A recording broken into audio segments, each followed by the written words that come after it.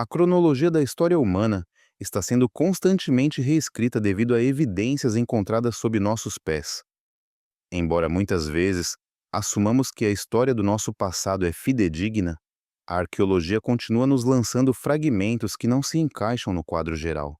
Escavações recentes refutam teorias estabelecidas, demonstrando que nossos ancestrais viajaram mais longe, construíram mais e se organizaram antes do que jamais acreditamos ser possível. Mas para entender a magnitude dessas mudanças, precisamos olhar para as evidências escondidas na própria paisagem. Das Américas à Europa, rastreamos 5 desses objetos impossíveis.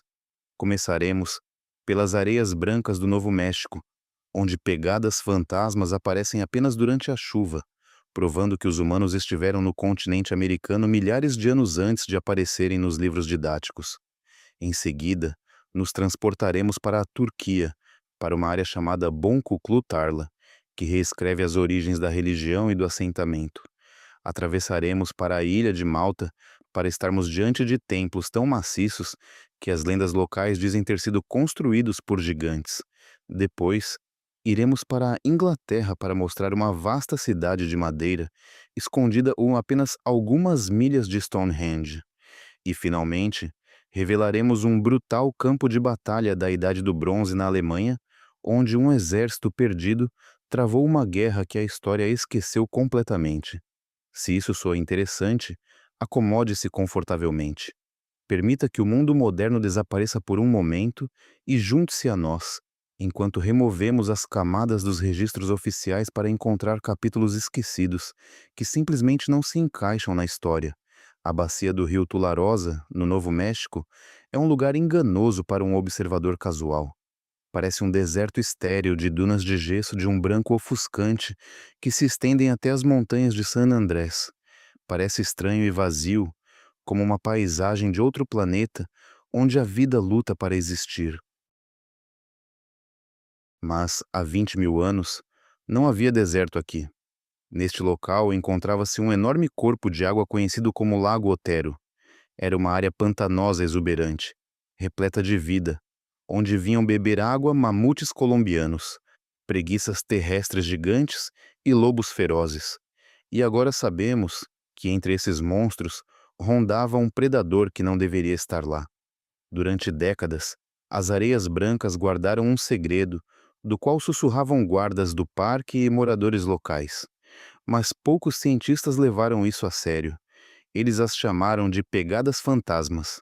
O nome é tecnicamente preciso, porque essas pegadas costumam ser invisíveis. A areia de gesso é tão brilhante e o vento limpa a terra tão puramente que você poderia passar diretamente por ela sem ver nada. Mas a terra aqui tem memória. Quando as condições de umidade são ideais, ou quando a terra está úmida após uma chuva recente, a diferente densidade da areia e do solo compactado dá testemunho do passado. Milhares de pegadas aparecem repentinamente com uma cor mais escura sobre o fundo branco, estendendo-se em longas faixas pelas planícies, apenas para desaparecerem novamente. Quando o sol seca a terra durante a maior parte do século, a história da humanidade no continente americano foi governada por uma regra estrita e implacável, conhecida como a primeira dogma de Clovis. A narrativa era organizada e lógica.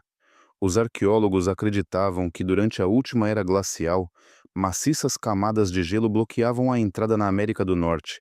Somente quando essas camadas de gelo começaram a derreter e a se separar, há cerca de 13 mil anos, abriu-se um corredor livre de gelo. Isso permitiu que as pessoas cruzassem a ponte terrestre de Bering, vinda da Sibéria, e migrassem para o sul do continente. Essas pessoas pertenciam à cultura Clovis, nomeada em homenagem às características pontas de lança de pedra que deixaram para trás. Essa barreira de 13 mil anos era vista como o ponto de partida.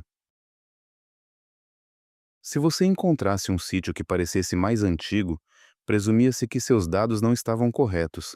Se insistisse que era mais antigo, muitas vezes era enviado para o exílio profissional. Então, começaram as escavações em White Sands. Em setembro de 2021, um grupo de pesquisadores publicou um estudo no qual se questionava não apenas o cronograma, e isso o desmontou completamente. Eles descobriram camadas de pegadas humanas impressas em sedimentos lacustres, mas as pegadas em si não estavam lá, o que gerou controvérsia. Foi o que encontraram esmagado dentro delas. Quando essas pessoas antigas caminhavam pela lama, pisaram em minúsculas sementes de uma planta chamada grama de vala ou rúpia rosa. Como essas sementes eram matéria orgânica presas diretamente sob a pressão da pegada, forneceram uma oportunidade rara para a datação por carbono. A equipe extraiu as sementes e realizou os testes. Os resultados foram chocantes. A idade das sementes era de entre 21.000 e 23.000 anos atrás. Isso não era um erro de medição. Assim, os humanos estavam no Novo México no auge do último máximo glacial. Este é o período em que a era glacial estava em seu pico absoluto. As camadas de gelo que cobriam o Canadá não estavam derretendo. Eram muralhas maciças e impenetráveis de água congelada, com vários quilômetros de altura. O corredor livre de gelo pelo qual supostamente passaram os povos de Clovis ainda não existia. De acordo com a história aceita do mundo, ele estava completamente fechado. Essas pessoas não deveriam ter chegado aqui. Como esperado, a reação da comunidade científica foi imediata e intensa. Os céticos não queriam reescrever os livros didáticos, por isso atacaram os dados. O principal argumento contra o estudo foi algo chamado efeito de água dura. A grama de vala é uma planta aquática. Ela cresce debaixo de água. Os críticos observaram que as águas subterrâneas, na bacia de Tularosa, estão cheias de carbono dissolvido antigo das montanhas circundantes. Se as plantas absorvessem esse carbono antigo em vida, isso confundiria a datação por radiocarbono, fazendo com que as sementes parecessem milhares de anos mais velhas do que eram na realidade. Esta era uma crítica científica fundamentada. Essencialmente, eles alegavam que o relógio estava quebrado e as sementes mentiam. A equipe de pesquisa de White Sands sabia que deveria provar que estava certa sem sombra de dúvida. Por isso voltaram em 2023. Publicaram um estudo subsequente com o objetivo de silenciar os críticos de uma vez por todas. Utilizaram um processo dolorosamente preciso para isolar 75 mil grãos de pólen antigo, exatamente das mesmas camadas de sedimentos. Ao contrário da grama de vala, o pólen vem de árvores terrestres como as coníferas. As árvores obtêm carbono diretamente da atmosfera e não da água, portanto não são suscetíveis ao efeito de água dura. Datavam o pólen pelo método do carbono, e as datas revelaram-se perfeitas, correspondendo às sementes. Mas não pararam por aí. Utilizaram um terceiro método de datação completamente diferente, chamado luminescência estimulada opticamente, ou OSL. É uma tecnologia fascinante que permite aos físicos olhar para cristais de quartzo enterrados na Terra e determinar com precisão quando foram expostos à luz solar pela última vez. Quando um grão de quartzo fica enterrado sob a lama, a radiação natural da Terra fica presa dentro da rede cristalina, agindo como uma bateria recarregável. Medindo essa energia capturada, os cientistas podem calcular com precisão o momento em que o grão foi coberto pela camada seguinte de lama. Os resultados do OS eles chegaram e coincidiram perfeitamente tanto com as sementes quanto com o pólen. Agora tínhamos três mostradores independentes diferentes, todos indicando o mesmo tempo. O debate terminou efetivamente. Os humanos apareceram na América do Norte há 23 mil anos. As evidências arqueológicas em White Sands nos oferecem algo muito mais íntimo do que ferramentas de pedra ou locais de abate. Elas nos dão a oportunidade de espiar a vida cotidiana dessas pessoas.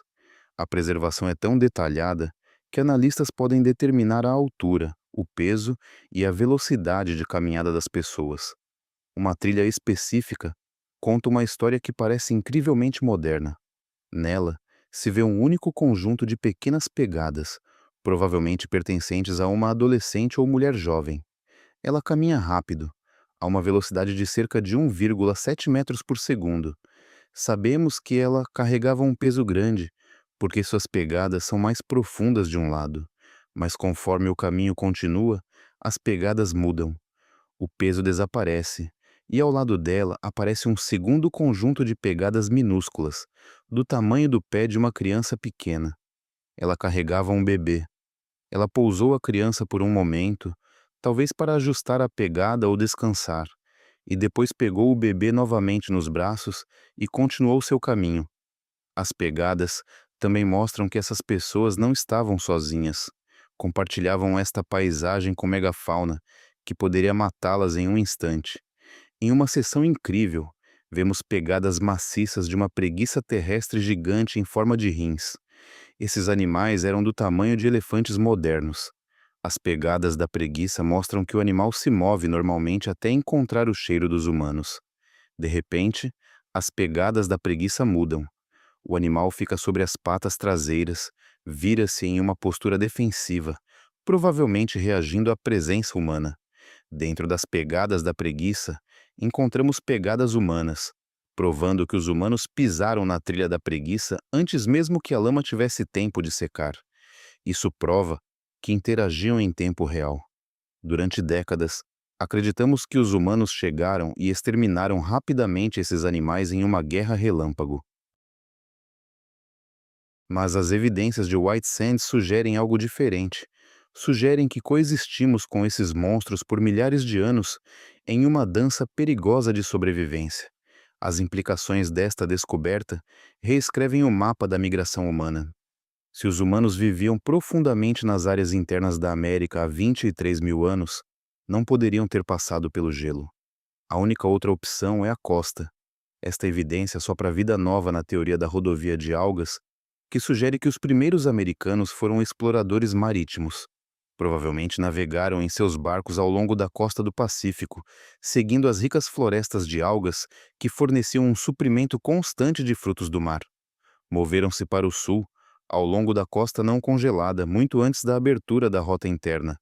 Mas enquanto White Sands responde à pergunta de quando, isso revela um mistério muito mais inquietante. Se os humanos estiveram aqui 10 mil anos a mais do que pensávamos, onde estão as outras evidências? Temos pegadas na lama, mas não encontramos quase nenhum resto físico daquela era. Não temos ossos, não temos locais de sepultamento, não temos estruturas permanentes. Isso nos faz questionar se simplesmente não procuramos nos lugares errados ou interpretamos mal as evidências que já temos. Agora, estamos olhando para uma população fantasma que habitou o continente por milênios, sem deixar para trás nada além de suas sombras na areia. Por muito tempo, pensamos que tínhamos determinado com precisão onde e quando a civilização nasceu. Os livros de história dizem que tudo começou no Crescente Fértil, com a invenção da agricultura, que nos permitiu fixar residência e, eventualmente, construir templos.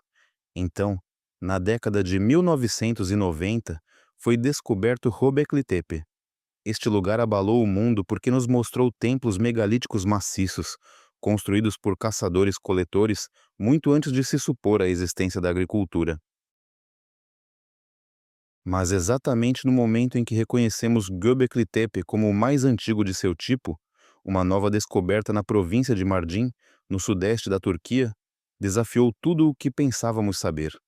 Viajamos para um lugar conhecido como Bon Kuklu Tarla. Do nome inglês, traduz-se como campo decorado com miçangas. Por gerações, os moradores locais, ao arar a terra, encontravam milhares de miçangas de pedra minúsculas e lindamente trabalhadas e pedrinhas coloridas. Eles as consideravam curiosidades, mas para os arqueólogos foram o primeiro indício de que, sob os campos de trigo, algo importante estava enterrado. Quando, em 2008, as escavações finalmente começaram a sério, os pesquisadores perceberam que não estavam diante de apenas mais um assentamento da era neolítica. Procuravam um local que data de aproximadamente 12 mil anos atrás, do período conhecido como Neolítico Pré-Cerâmico. E isso o coloca no mesmo período de tempo que as camadas mais antigas de Göbekli Tepe, e possivelmente até antes das partes habitadas de outros locais conhecidos, como Çatalhöyük. Mas o que torna Bon Kuklutárla verdadeiramente chocante não é apenas a sua idade, é a sofisticação da vida cotidiana que lá ocorria. Quando os arqueólogos começaram a remover as camadas de terra, descobriram algo que não deveria existir na Idade da Pedra. Encontraram um sistema de esgoto. Vamos refletir sobre isso por um momento. Estamos falando de um tempo em que as pessoas supostamente eram grupos de nômades dormindo em cavernas ou tendas temporárias. No entanto, aqui, na antiga Turquia, projetaram uma infraestrutura urbana complexa. Durante as escavações, foram descobertos canais revestidos de pedra passando sob os pisos dos edifícios, projetados especificamente para o escoamento de águas residuais do assentamento. Isso implica um nível impressionante de planejamento urbano. Não se constrói um sistema de esgoto por acaso, e não se constrói tardiamente. É preciso planejar a drenagem de toda esta comunidade antes de colocar a primeira pedra no alicerce. Isso sugere que essas pessoas entendiam de higiene e saneamento permanente milhares de anos antes dos romanos ou gregos. A própria arquitetura destrói ainda mais a imagem do homem das cavernas primitivo. Os edifícios a Tarla não são simples cabanas circulares que costumamos associar a esta era. Muitos deles são retangulares ou quadrados, com paredes retas e ângulos agudos de 90 graus. Na engenharia antiga, a transição de edifícios circulares para quadrados é um salto tecnológico enorme. Estruturas circulares são naturalmente estáveis, mas edifícios quadrados exigem uma compreensão muito mais profunda das paredes de suporte e da integridade estrutural. Estas casas tinham alicerces de pedra e muros de contenção, construídos para durar séculos. Não era um acampamento sazonal para caçadores de passagem. Era um lar permanente. Existe também uma razão para o nome de Campo de Miçangas. Até o momento, o grupo de escavação descobriu mais de 50.000 miçangas. Não são apenas pedras com furos feitos nelas. Trata-se de joias complexas feitas de turquesa, obsidiana e conchas marinhas. A habilidade necessária para fabricar esses itens é difícil de superestimar. A obsidiana é um vidro vulcânico. É incrivelmente dura, mas ao mesmo tempo frágil. Se for golpeada incorretamente, estilhaça-se. Para perfurar um furo minúsculo e preciso em um pedaço de obsidiana sem brocas de metal, é necessária uma ferramenta com alta velocidade de rotação e o uso de areia abrasiva, o que provavelmente consome horas de trabalho para fabricar uma única miçanga. E eles fabricaram 50.000 delas. Os próprios materiais contam a história de um mundo interconectado. As conchas marinhas encontradas no local devem ter vindo do Mediterrâneo ou do Mar Vermelho. Ambos ficam a centenas de milhas daqui. A obsidiana provavelmente era extraída de fontes vulcânicas na Turquia Central. Isso prova que, há 12.000 anos, essas pessoas não eram tribos isoladas lutando pela sobrevivência no vácuo. Eram parte de uma vasta e ativa rede comercial. Trocavam mercadorias e matérias-primas a uma distância enorme sem o auxílio da roda ou de animais de carga. O próprio volume desses artefatos também nos diz algo importante sobre o seu estilo de vida. Você não gasta dezenas de milhares de horas perfurando furos minúsculos em 50.000 miçangas se estiver morrendo de fome. Não se concentra em joias, e Art se acorda todas as manhãs perguntando-se de onde virá a sua próxima refeição. A presença de tantas joias implica excedente. Significa que tinham comida e segurança suficientes para permitir que uma classe inteira de artesãos dedicasse a vida ao ofício. Isso sugere uma hierarquia social, onde o status importava e onde as pessoas demonstravam sua riqueza através do que vestiam. Este local desafia a antiga teoria da Revolução Neolítica. Por décadas, os livros didáticos descreviam uma sequência definida de eventos. Diziam que as pessoas primeiro inventaram a agricultura, porque tínhamos fazendas. Tivemos que nos fixar em um lugar, e como nos fixamos, eventualmente desenvolvemos a religião e a sociedade para gerenciar a população. Foi uma transição lógica da comida para as cidades e templos. Mas Bonkuklutārla e seus vizinhos mudaram completamente este cenário. Os dados disponíveis sugerem que o desejo de se reunir por razões sociais e religiosas veio em primeiro lugar. As pessoas se reuniam para construir templos e centros comerciais, e como se reuniam em números tão grandes, foram forçadas a inovar. Esta é a teoria do banquete. Isso sugere que o desejo de construir uma sociedade e realizar rituais foi o catalisador que nos obrigou a inventar a agricultura, e não o contrário. No fundo do assentamento, os arqueólogos também descobriram o centro desta comunidade.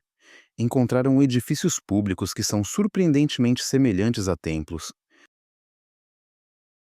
Estas estruturas são decoradas com grandes colunas de pedra, semelhantes às famosas colunas em forma de T de Göbekli Tepe, mas aqui estão integradas diretamente na aldeia.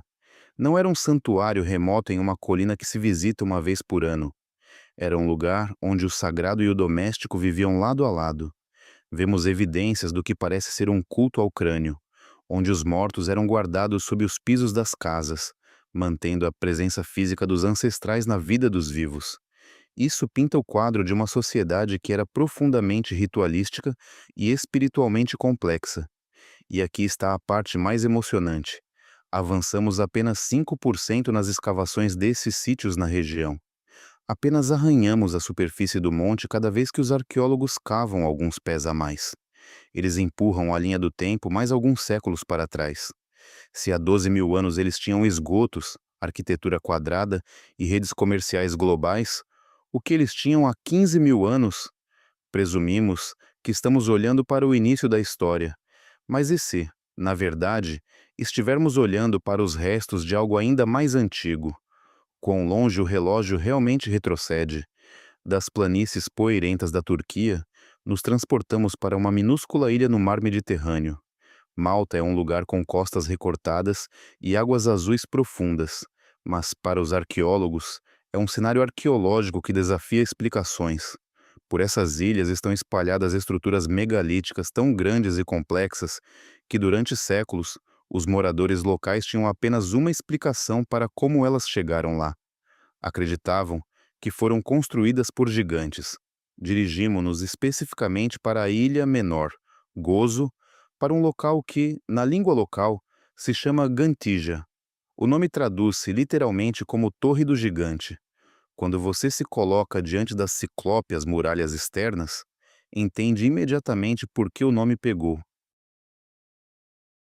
Não são casas antigas modestas, são templos monumentais construídos com blocos maciços de calcário coralino toscamente talhados, alguns dos quais atingem mais de 6 metros de altura. No entanto, a verdadeira anomalia gigante já reside não apenas no tamanho das pedras, mas na data de sua colocação. A análise de radiocarbono situa a construção desses templos no período entre 3060 e 3200 a.C. Para entender por que essa data causou tal pânico no mundo acadêmico, devemos olhar para o contexto global. Em 3600 a.C., as grandes pirâmides de Gizé ainda estavam a 1000 anos de distância. Stonehenge era apenas um campo vazio. As grandes civilizações da Suméria e do Egito ainda estavam em seu estágio embrionário, experimentando com argila, tijolos e organização em pequena escala. No entanto, aqui, em uma ilha minúscula e pobre em recursos, a cultura neolítica já erguia colossais monumentos de pedra independentes que permaneceram como os maiores da Terra durante milênios. Esta descoberta destruiu uma antiga teoria acadêmica, conhecida como a abordagem difusionista. Por décadas, historiadores acreditaram que a civilização nasceu no Oriente Médio e se espalhou lentamente além de suas fronteiras. Presumiram que a arquitetura complexa na Europa ou no Mediterrâneo devia ter sido cópias deficientes dos originais egípcios ou mesopotâmicos. Isso provou o contrário. Demonstrou que os habitantes de Malta desenvolveram essa técnica avançada de forma completamente independente, em isolamento, muito antes de as chamadas civilizações berço erguerem suas primeiras pirâmides. Isso obrigou historiadores a admitir que a engenharia complexa não foi um presente do leste, mas uma inovação caseira que surgiu do nada. As pessoas que construíram essas estruturas são quase tão misteriosas quanto as próprias pedras. Sabemos que provavelmente chegaram da Sicília por volta de 5000 a.C., trazendo consigo gado doméstico e sementes. Eram agricultores, vivendo em um pequeno arquipélago com solo limitado e água doce limitada. E, no entanto, de alguma forma, organizaram-se em uma sociedade capaz de feitos que, na época, eram considerados impossíveis. Não tinham ferramentas de metal, não tinham cinzel de ferro, nem serras de bronze, nem polias. Talvez o mais importante seja que não tinham a roda. A roda apareceria no Mediterrâneo apenas 1000 anos depois. Então, como você move uma laje de pedra de 50 toneladas morro acima por vários quilômetros sem roda ou animal de carga? A explicação padrão dos livros didáticos é que usaram bolas de pedra esféricas como rolamentos. A teoria sugere que traçaram caminhos com essas esferas de pedra e rolaram os blocos maciços sobre elas, de forma semelhante a uma correia transportadora pré-histórica. Isso soa plausível em um diagrama ou em um chão de museu liso. Mas quando você aplica as leis da física e a realidade da paisagem maltesa, a teoria enfrenta problemas significativos. Para mover uma carga de 50 toneladas sobre bolas de pedra, é necessária uma superfície mais dura do que as próprias bolas. Se o solo for macio, as bolas simplesmente afundam na lama e tornam-se âncoras. Se o solo for irregular, como a rocha calcária de que é feita gozo, o peso esmagador do bloco direcionará a carga para as esferas e as transformará em pó em um raio de poucos metros. Imagine que tenta subir um caminhão semi-reboque totalmente carregado por uma colina pedregosa, usando apenas corda de cânhamo e um punhado de pedras redondas sob os pneus. A física sugere que este método levaria à formação de entulho e blocos imóveis. Além disso, devemos considerar o custo puramente humano. Cálculos de engenharia modernos mostram que apenas para arrastar um desses blocos em um trenó, seriam necessárias centenas de pessoas puxando em perfeita harmonia. Mas Malta é uma ilha minúscula. A população total na época era relativamente pequena. Como uma sociedade neolítica poderia manter uma força de trabalho desse tamanho? Quem os alimentava? Quem trabalhava a terra enquanto os homens saudáveis arrastavam pedras? A logística sugere a existência de uma sociedade altamente estratificada, talvez uma teocracia, onde o sacerdócio detinha poder absoluto e podia comandar a devoção e o trabalho de toda a população. Assim que você entra no complexo do templo, o layout revela uma visão de mundo complexa. Ele não é um quadrado nem um retângulo. Consiste em uma série de formas lobuladas de folhas de trevo, conhecidas como ápsides, que se abrem em leque a partir de um corredor central. Visto de cima, todo o edifício parece orgânico, quase biológico. Muitos arqueólogos acreditam que esta forma imita as curvas das estátuas de damas gordas encontradas no local. São figuras obesas sem cabeça que personificam a deusa da fertilidade ou a Mãe Terra. O edifício não é apenas uma casa para Deus. O edifício é o corpo da deusa. As paredes já foram rebocadas e pintadas com ocre vermelho, um pigmento associado ao sangue e à vida. Encontramos buracos no chão, que provavelmente foram usados para oferendas líquidas e ossos de animais que sugerem um banquete ritual. Recentemente, cientistas descobriram algo mais sobre estas câmaras. O estudo da acústica dos templos mostrou que a forma das ábsides de pedra cria uma poderosa frequência de ressonância de 110 Hz. Quando as pessoas cantam nesta frequência dentro do templo, o som se amplifica e cria uma sensação física no corpo. Neurocientistas mostraram que a exposição a esta frequência específica pode desativar o córtex pré-frontal, a parte do cérebro responsável pela fala e pensamento crítico, e induzir um estado semelhante ao transe. Parece que esses construtores entendiam não apenas de engenharia, entendiam como manipular o som para alterar a consciência humana. A história de Gant já tem um fim estranho. O período dos templos em Malta foi uma era de ouro da construção que durou mais de 1000 anos.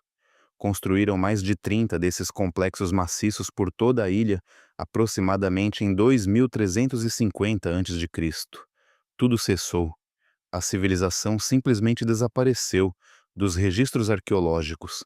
Não há qualquer evidência de uma invasão violenta. Não encontramos camadas de cinzas que indiquem que os templos foram queimados durante uma guerra.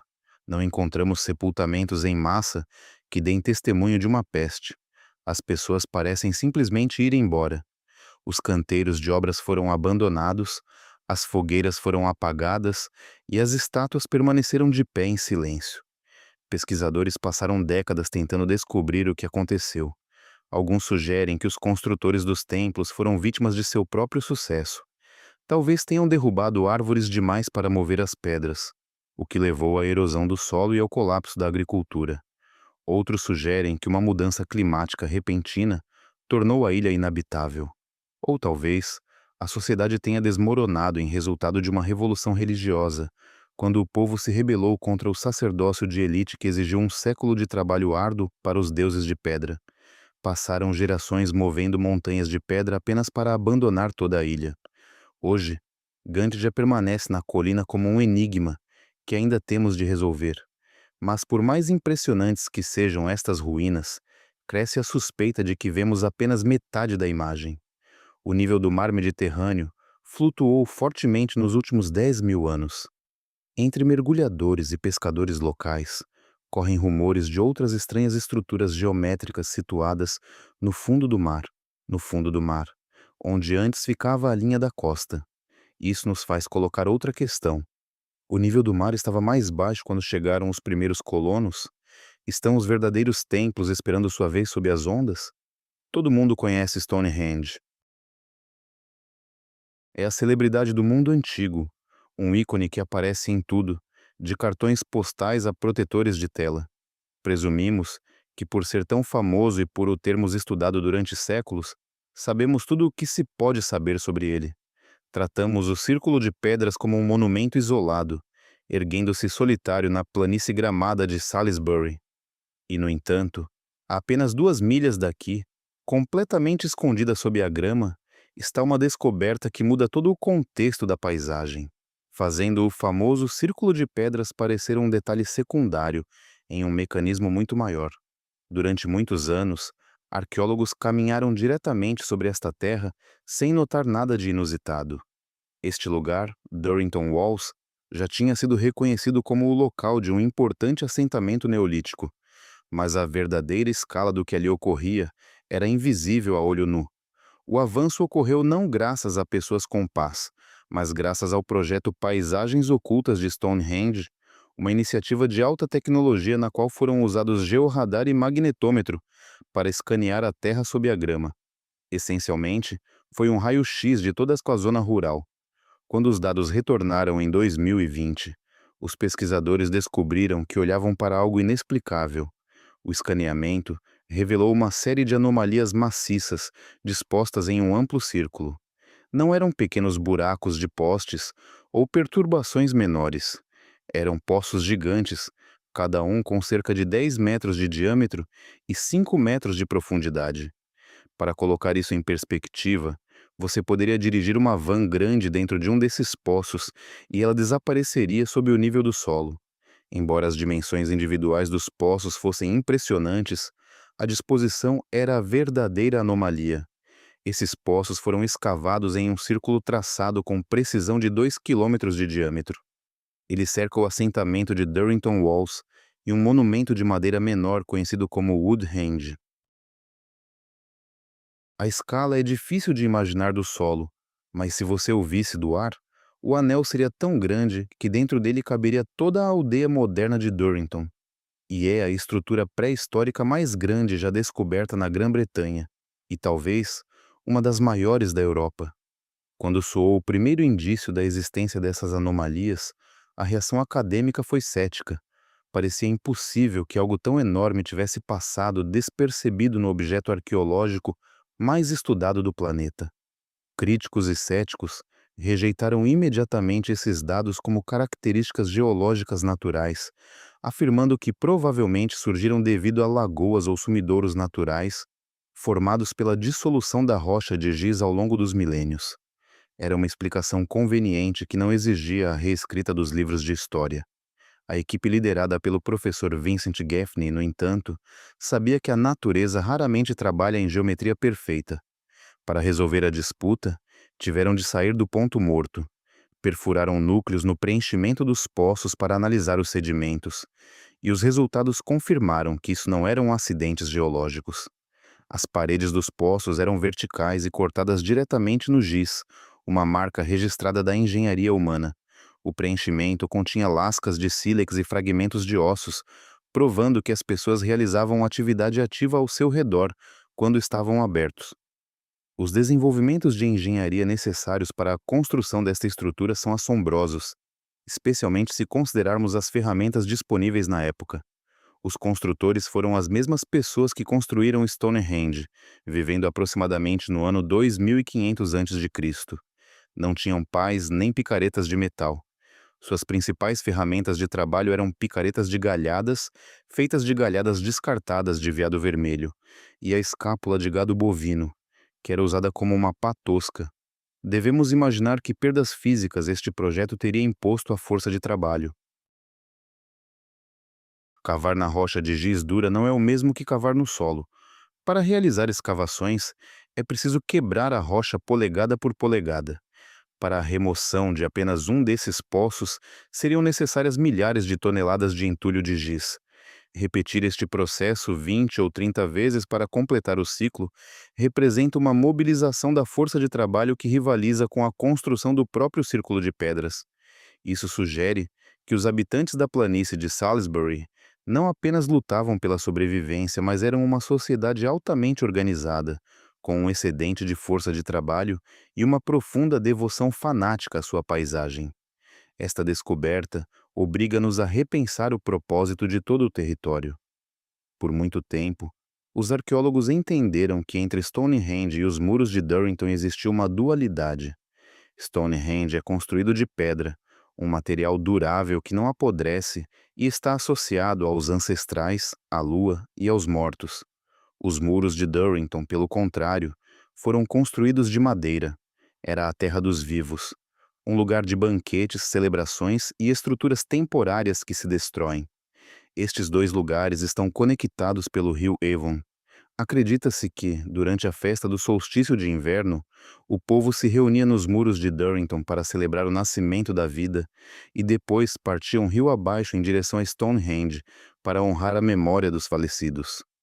O anel maciço de poços ao redor dos muros de Durrington provavelmente servia de fronteira ou cordão sanitário. Era uma linha na areia que separava o território sagrado do assentamento do resto do mundo. Sinalizava a qualquer um que se aproximasse que estava entrando em uma zona protegida especial. Não se cruzava essa linha se não estivesse obrigado. Gerenciava o movimento de pessoas e animais, criando uma coreografia de sua percepção da paisagem.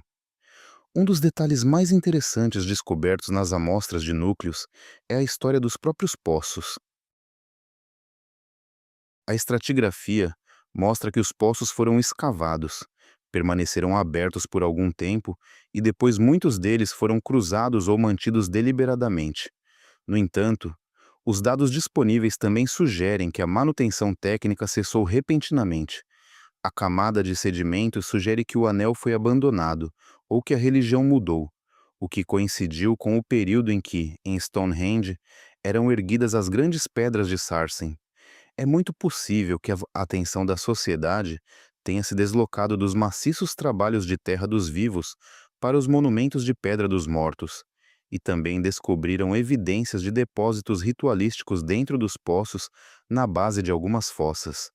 Arqueólogos descobriram depósitos de ossos de animais e ferramentas de sílex. Isso implica que o ato de escavar a fossa era tão importante quanto a própria fossa. Era uma representação, uma oferenda ritual à terra.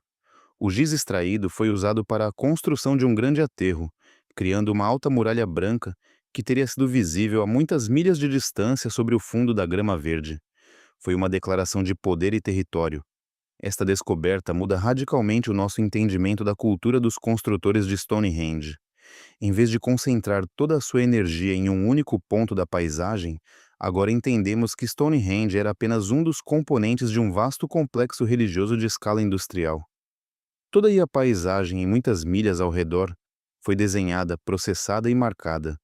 Não apenas construíam monumentos, terraformavam seu mundo para alinhá-lo com sua cosmologia. Talvez a parte mais inquietante da descoberta em Durrington Walls é o que ela diz sobre nossa própria cegueira. Durante 4.000 anos, agricultores, pedestres e cientistas caminharam diretamente sobre este monstro, completamente alheios à sua existência. Estivemos no topo de uma das estruturas pré-históricas mais grandes da Europa e pensamos que estávamos em um campo vazio.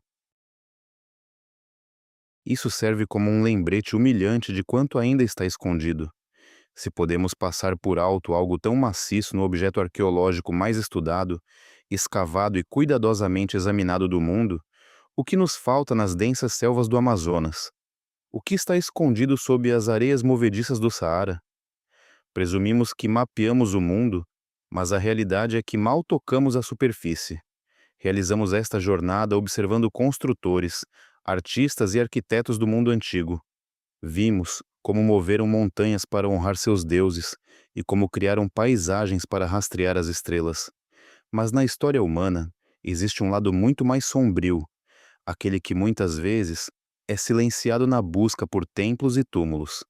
Agora, nos dirigimos para um vale fluvial tranquilo no norte da Alemanha, para um lugar que destruiu completamente o confortável mito acadêmico sobre uma idade do bronze pacífica. Durante décadas, a ideia predominante sobre a Europa da Idade do Bronze, especialmente ao norte dos Alpes, era a de uma calma relativa. Nos livros de história, descrevia-se um mundo de pequenas comunidades agrícolas dispersas que comercializavam âmbar e criavam gado bovino.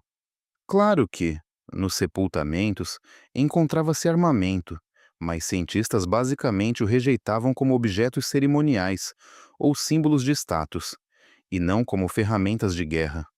Se ocorria violência, presumia-se que eram pequenas disputas vicinais, incursões pelo gado ou confrontos menores com a participação de algumas dezenas de pessoas.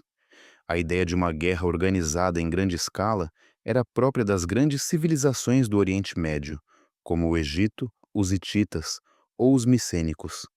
A Europa, segundo nos diziam, era um canto de aldeias adormecidas. Esta ilusão foi destruída em 1996. Tudo começou com um arqueólogo amador, chamado Ronald Borgward, que passeava pelas margens do rio Tollens. O rio corre por um vale pantanoso cheio de turfa, aproximadamente a 70 milhas ao norte de Berlim. Borgward notou um único osso humano saindo curiosamente da margem erodida do rio. Parecia antigo. Não foi a idade que atraiu sua atenção, mas o dano. No osso estava firmemente cravada uma ponta de flecha de sílex. Informou do achado, e o que se seguiu tornou-se uma das escavações mais significativas e inquietantes da história europeia.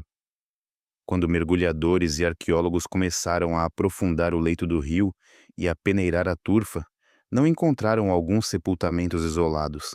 Descobriram uma camada de restos. Na lama apareciam crânios um após outro ao lado de costelas, fêmures e vértebras. Isso não era um local de sepultamento oficial onde os mortos eram entregues à terra com cuidado. Era uma cena de crime. A análise médico-forense dos ossos pinta uma imagem aterrorizante do que ocorreu aqui por volta do ano 1250 a.C. As lesões recebidas são brutais e falam de um intenso combate corpo a corpo. Em muitos crânios, vêem-se rastros de golpes com um objeto contundente, pesados porretes de madeira ou massas. Outros têm pontas de flecha de bronze profundamente encravadas no osso, ou buracos triangulares, onde pontas de lança de bronze atravessaram o crânio. Encontramos ossos de braços que foram quebrados ao meio, provavelmente levantados em tentativas desesperadas de repelir um golpe mortal. Em um exemplo especialmente horrível, um fêmur foi quebrado por um golpe de tal força que um fragmento de osso entrou na cavidade da medula óssea. A posição dos corpos sugere que os mortos foram saqueados e depois jogados no rio ou deixados para apodrecer nas margens lodosas onde caíram. O pântano de turfa, ao criar um ambiente anaeróbico, conservou os ossos em detalhes incríveis. Ao lado dos restos humanos, também se conservou o armamento. Mergulhadores descobriram porretes de madeira, semelhantes a tacos de beisebol, pontas de lança de bronze e espadas quebradas. Até encontraram anéis de ouro e espirais, sugerindo que alguns dos combatentes eram pessoas ricas com um alto status. No entanto, a verdadeira comoção dos talentos do Vale não é apenas a violência em si, mas sua escala. Extrapolando o número de corpos encontrados nas seções escavadas, os pesquisadores calcularam que nesta batalha participaram até 4.000 guerreiros. No contexto de 1250 a.C., o número é assombroso. Para colocar isso em perspectiva, A densidade populacional do norte da Europa na época era de aproximadamente 5 pessoas por quilômetro quadrado. Uma força de 4.000 pessoas representaria uma porcentagem significativa de toda a população da região. Isso muda tudo o que pensávamos saber sobre a paisagem política daquele tempo. Não se enviam 4.000 homens armados para um pântano no meio do nada, sem um potente sistema de apoio. É necessária uma cadeia de suprimentos para alimentá-los. É necessária uma hierarquia de comandantes para dirigi-los. É necessária uma estrutura social capaz de privar os agricultores de seus campos e transformá-los em soldados. Isso não foi uma disputa tribal por uma vaca roubada. Foi um conflito de nível estatal. Isso rivaliza em escala com as grandes batalhas descritas na Ilíada ou as guerras de Ramsés II.